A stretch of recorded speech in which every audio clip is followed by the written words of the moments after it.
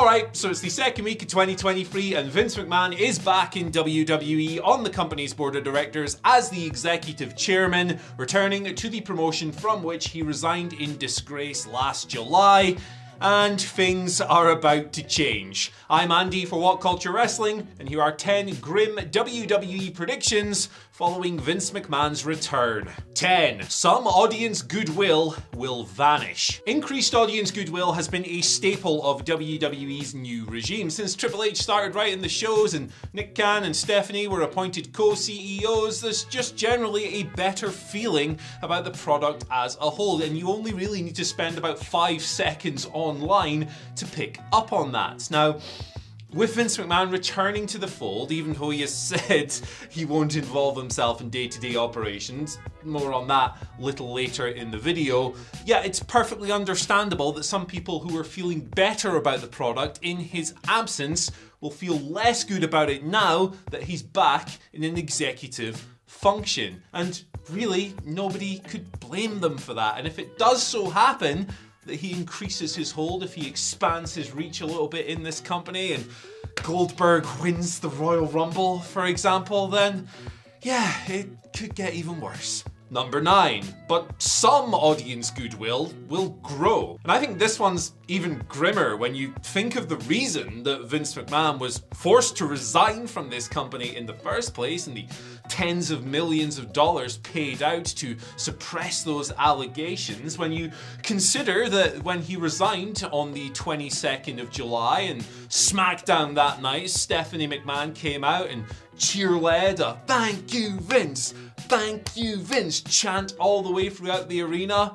Some people just don't care. Some people heard these accusations, they heard the reasons for his resignation, and they decided to receive him as this kind of departing hero instead. With him coming back, yeah, sadly, that's going to increase as well. Number 8, locker room unrest. I'm not saying that WWE's locker room is suddenly going to be in this state of outright turmoil now that Vince is back on the board. I mean, it might be, don't get me wrong, but a big part of the makeover of this company over the past 6 or so months has been that people who were cast aside or maybe not used to the level they would have wanted or maybe just not treated as well as they would have liked are in a better place. There are countless people in this company now who were let go by Vince. They were fired by him outright. Triple H coming in has given them the opportunity to make money and be happy in WWE once more. And it goes from wrestlers like Bray Wyatt and Karrion Kross and countless others to people like William Regal, who only started back with WWE a few days before the guy who fired him returned. It's perfectly natural that this situation will cause more than a few of those people to be a little bit upset and potentially a little bit worried about their futures as well. Number 7. WWE becomes a less attractive free agent destination. AEW's unique selling point upon launching and really for the first 3 years of its operations was that we are not like Vince's WWE. We are not going to sign you and book you in terrible storylines that you won't like. We're going to let you wrestle. We're going to try and let you succeed based on talent and getting over and all of that. Classic stuff, the way pro wrestling has always worked. Has it always panned out that way? That's a different conversation. But when Triple H rose to power and WWE's regime changed and Vince buggered off into the abyss, that unique selling point was kind of dulled down a little bit because now, at least theoretically, the idea was you could go to WWE and you could succeed in a way that wasn't possible before. Now, Vince McMahon is back, and yes, he hasn't exerted any kind of creative control as of yet, and yes, he's held these little meetings where he has promised not to get involved in day-to-day operations and all of this stuff, but to what extent should you trust this man? The answer is not at all. And if you're a free agent and you're looking at WWE and going, Vince is back, it's not as attractive. Number 6, CM Punk will make up his mind, and his mind will not be made up to go back to WWE, at least in my eyes. This guy could be on the verge of becoming the biggest possible free agent on the market, and obviously when Brawl Out happened and all the fallout from that, the feeling was, and there were reports to this effect, that maybe a return to WWE might be on the horizon. Now, that creates complications. Obviously, he's had a troubled relationship with Triple H in the past, but, you know, there are arguments to be made for it. Time, all of this stuff, blah, blah, blah, blah, blah. The thing is, with Vince McMahon back at the helm, the guy who was primarily responsible for making CM Punk so miserable, he took 7 years away from the bloody sport in the first place, with him in power, the chances, I think, of CM Punk going back are reduced almost to zero, if not outright to zero. So it's very interesting to think about his scenario, what things could await him in his future now that WWE's situation has changed. Not saying it'll make him likelier to go back to AEW, but it makes him a lot less likely to go back to WWE. Number 5, WWE will get a new media rights deal, but it won't be as lucrative as it could have been should Vince have not returned. Vince said in his letter to the board and in his big press release that he was coming back because WWE are in a great position to land a great media rights deal when negotiations kick in towards the end of this year. And him being there increases their position. It boosts their chances of landing a big increase. Well, WWE is in a great position. This company is very profitable. The TV ratings are solid. They continually finish in the upper echelons of the rankings every single week. I'm not so sure about his assertion that him being there strengthens WWE. You think of the things this guy has been accused of and the historic accusations that have re-entered the conversation as a result of the fresh ones. If you're a TV executive or a sponsor or other stakeholder or whatever, I'm not so sure that those associations are something you necessarily want to have yourself. I think, and this isn't based on any thorough business analysis or anything like that, but I think that WWE does stand to land a good TV deal when it's all said and done. But they'd be in a better position to land a better one if Vince wasn't there. Number 4. Vince will tighten his grip. I think it's extremely naive to sit here and go, yeah man, Vince is only coming back to do the TV deal and try and sell the company. He's not going to do anything else. Don't worry, it's totally fine. Your product isn't going to change. It's all going to be good. Nah. Remember when the original WSJ report came out just before Vince issued that press release and it said that Vince had indicated to WWE's board that unless they accepted him back in as executive director and all of that other stuff, that he wasn't going to consent to any new media rights deals or agree to a sale of the company?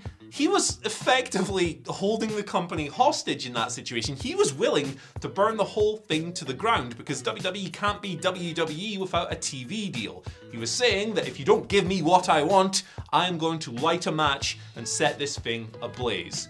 Does that really sound like a guy who's going to be content with just negotiating a TV deal?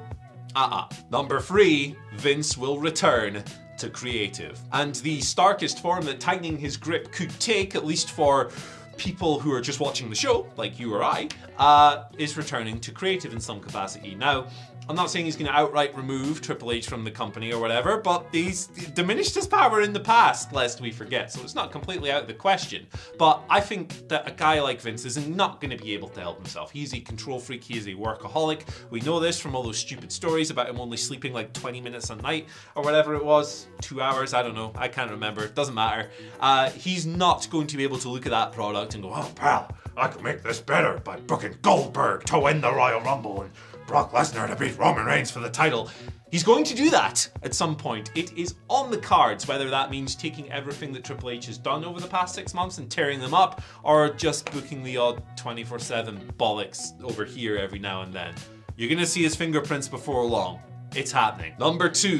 WWE will be sold. This has obviously been rumored for a long time, but it's actually gathering speed now. Vince stated, and again, you shouldn't necessarily take him at face value, that's silly, but he did say in his statement and all that, I want to put the company in a good position to deliver a great return for our shareholders as part of a sale. Now, WWE have hired JP Morgan to help with the sale, and we've got talks of all these companies who could emerge as potential bidders from all over the place. It finally seems to be happening.